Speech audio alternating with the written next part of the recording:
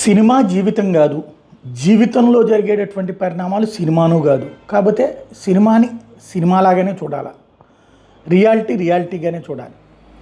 అల్లు అర్జున్ వ్యవహారంలో జరుగుతున్నటువంటి పరిణామాలు అదే.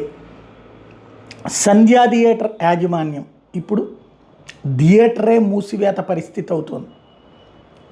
అల్లు అర్జున్ని నమ్ముకున్నారా, లేకపోతే సినిమా వాళ్ళకి సంబంధించినటువంటి వాళ్ళం కాబట్టి సినిమా వాళ్ళకి అనుకూలంగా వ్యవహరిస్తే రేపొద్దున తోడుంటారనుకున్నారో ఏమో. మొన్న అల్లు అర్జున్ విషయంలో వచ్చినప్పుడు వాస్తవంగా థియేటర్ వాళ్ళు బయటపడాల్సినటువంటి అవసరం లేదు. వాళ్ళు ఆ రోజున తాము అప్లై చేశాము పోలీస్ సెక్యూరిటీకి అన్నటువంటి లెటర్ని బయటపెట్టారు.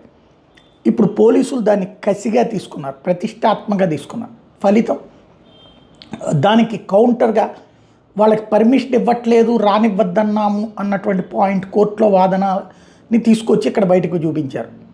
ఇది ఒక ఆస్పెక్ట్. సెకండ్ ఆస్పెక్ట్ వచ్చేటప్పుడు ఇప్పుడు థియేటర్ని ఎందుకు సీజ్ చేయకూడదు, మీరు క్రౌడ్ని కంట్రోల్ చేయడంలో విఫలమైనప్పుడు మీ థియేటర్ని ఎందుకు మూసివేయకూడదు అంటూ నోటీస్ ఇచ్చారు. దట్ మీన్స్ థియేటర్ని మోస్తారు. ఇక్కడ ఏదైతే పోలీసులని జోకర్లో లాగా చూపించినటువంటి పుష్ప మీద కోపంతో ఆ పుష్పానే అరెస్ట్ చేసి ఒరిజినల్ పోలీస్ అంటే ఏంటో చూపించినటువంటి పోలీసులు ఇప్పుడు ఇందులో కూడా అదేవిధంగా చూపెడుతున్నారు. పోలీసులకు సంబంధించినటువంటి సత్తా ఏంటో చూపెట్టాలని వాళ్ళు అనుకుంటున్నట్టున్నారు. అందుకే సంధ్యా థియేటర్ యాజమాన్యానికి నోటీస్ ఇచ్చారు.